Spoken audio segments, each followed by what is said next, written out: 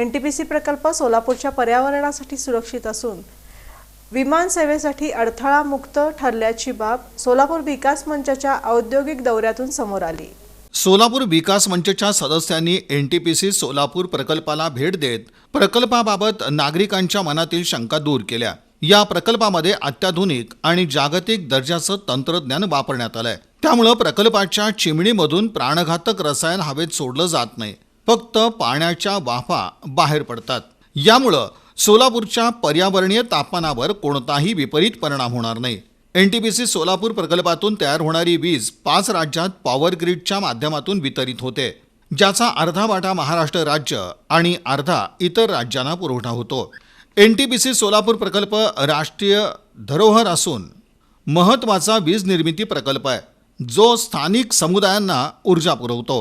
या प्रकल्पानं पर्यावरणीय संवर्धनाच्या वचनबद्धतेतून दरवर्षी 50,000 झाडं लावण्याचा संकल्प केलाय। आजपर्यंत 5 लाखाहून अधिक झाडं लावली गेली, त्यातील 80% झाडं जगली आहेत। हा उल्लेखनीय यशाचा दाखला आहे असं मानलं जात आहे।